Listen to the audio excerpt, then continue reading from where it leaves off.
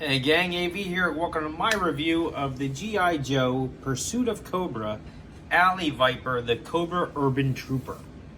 Here he is in the packaging. As you can see, he's a blister carded figure. And through the bubble, you can see the majority of his things, although they're a little obscured by the details on the bubble. I'll get over those accessories in a minute. He has very cool character artwork there on the side. A very cool paint scheme.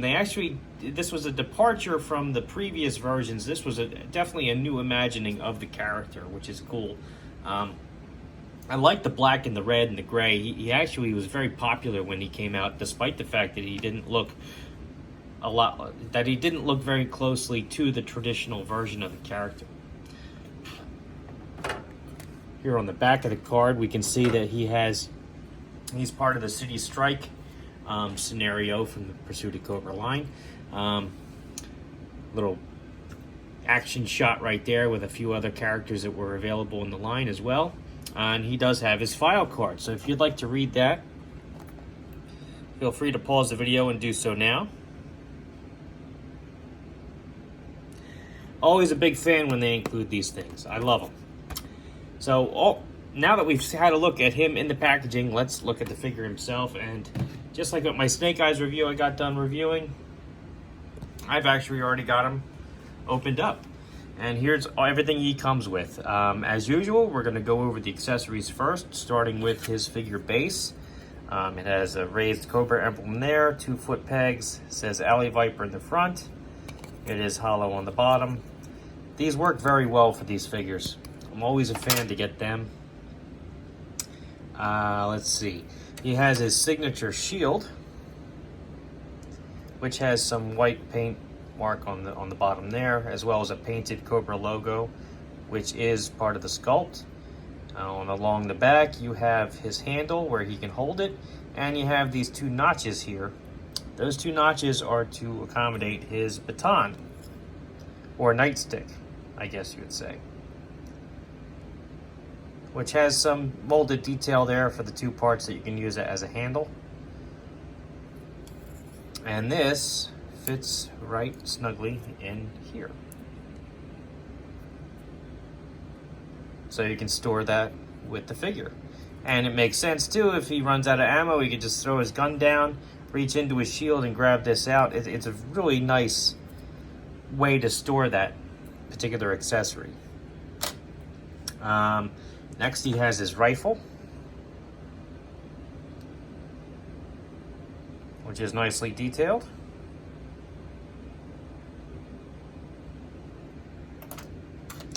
He has two identical knives with painted blades, both of which have storage on the figure with working sheaths. He has his backpack, commonly referred to as his repelling backpack. I'm actually holding it upside down. I apologize. It has some good detail on there, including like the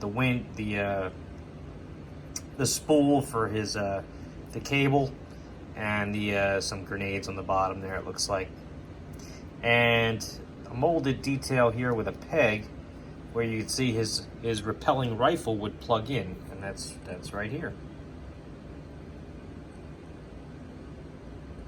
And this does plug in to the backpack, and now it looks a lot like the traditional backpack for the Alley Viper. Cool thing is, the repelling gun is actually removable, although it doesn't feel as though the actual grappling hook is, unfortunately. But it is kind of cool that you can actually, in a scenario, take the gun off and actually use it as though he was about to use it to repel a building. So that's pretty cool. And it's got the simple peg in the back to put into his bag. He has several options as far as his helmet goes. This is his traditional style helmet, which has the painted Cobra emblem there on the top, as well as a molded Cobra emblem there on the front of the visor. It does lift up,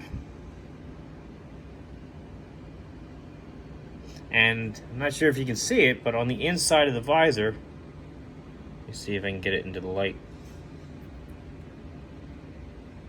there is a little bit of molded detail in there. Let me see. Yeah, there is a little bit of molded detail in there. Let me get the light in there. For like a view screen on the inside of the visor. So that's a very nice attention to detail that you don't normally see with these figures. And it's probably been lost on a lot of people that have owned this guy. He also has a gas mask as part of his riot gear, with clear plastic lenses for his eyes.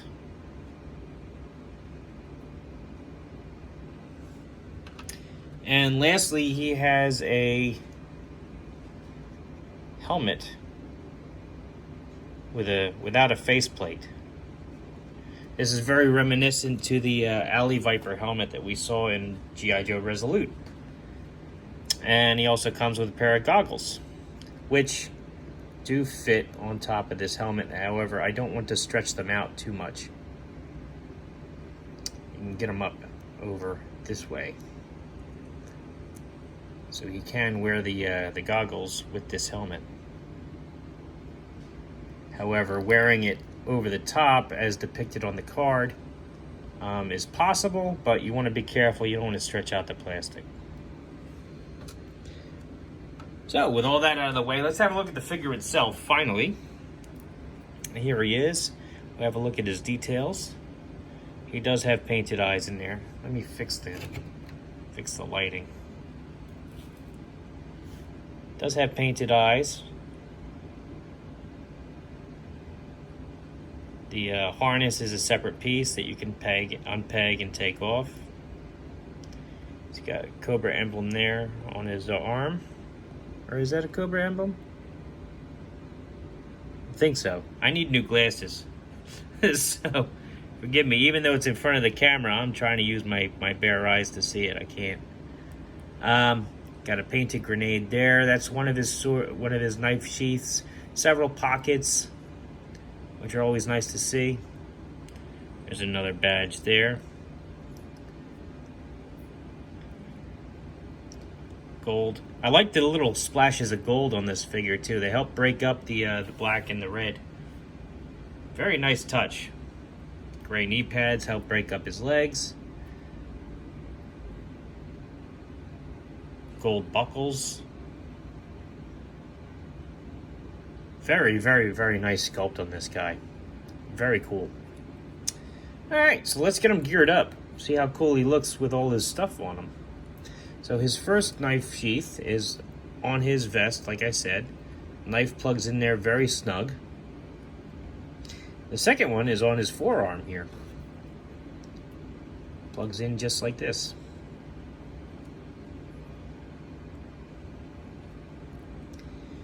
For his helmet, you can put that one on.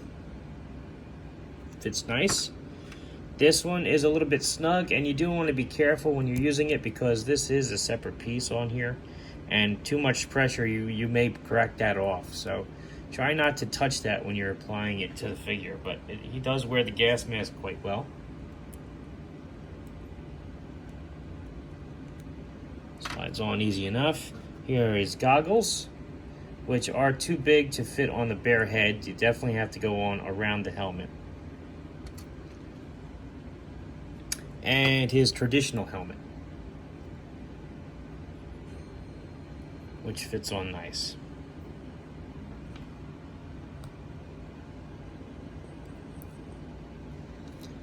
Backpack.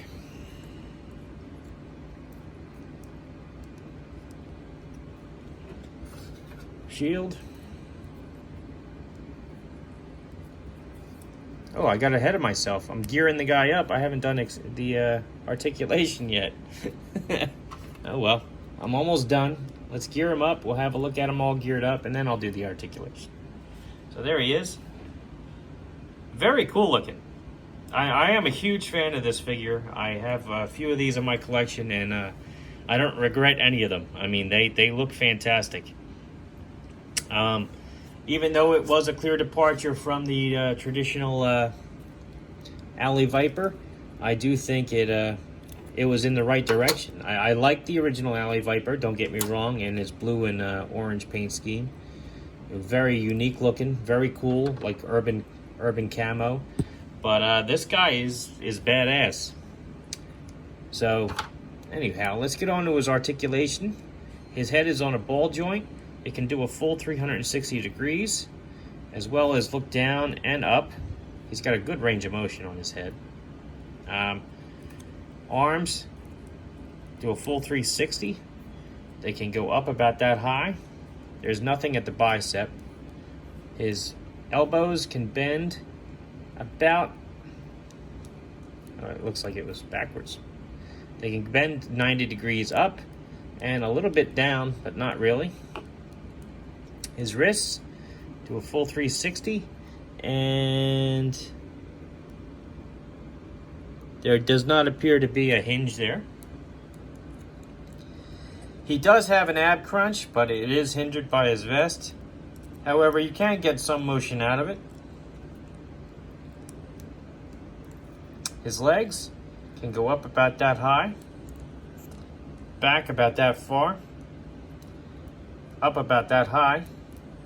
He can bend his knees, double jointed knees, get his heel back about that far. Ankles do a full 360. He can point his toes down like that and point his toes up like that. As usual, great articulation for this guy, especially the Pursuit of Cobra line in general had really good articulation, as well as accessories and sculpt. They were kind of a new imagining of G.I. Joe at the time, and they were definitely going in the right direction with it. Let's get them all geared up again so I can do size comparison. There he is.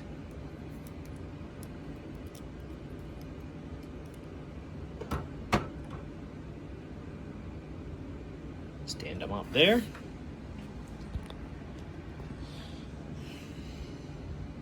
Closer to the camera. All right, there we go. Here he is next to a vintage G.I. Joe figure, namely Snake Eyes, 3 3/4 inches from the vintage line. As you can see, he is noticeably taller. That's because the modern era Pursuit of Cobra and up, 25th anniversary, 30th anniversary, 50th anniversary, etc. They were all 4-inch size figures, whereas the original vintage ones were 3 3/4 inch. The same can be said for all Star Wars figures, basically. They are of the 3 3/4 inch scale, both the vintage and the vintage collection modern. So they are noticeably shorter than Joe's.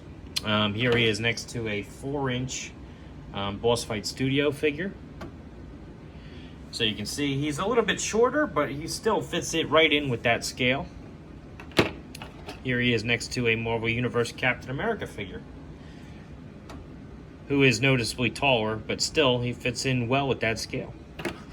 So all in all, it's a great figure. He's a great addition to your 1/18 scale line. I love his accessories. I love the modern take on him as well. I think he looks fantastic. I love the fact that you can store his weapons on him for the most part. I love the fact that you have different options for his headgear so that you can help Army build these guys for different types of situations. And I just think he's a great figure all around. If you have an opportunity to snag one at a reasonable price, I do recommend that you do so. I will say that with the new 6-inch G.I. Joe Classified line coming out, you're probably going to be able to find these guys. They're probably going to drop in price relatively soon on the aftermarket. So be on the lookout for them if you're interested. If you like this video, check out my channel. If you like what you see there, then please subscribe. And as always, thanks for watching.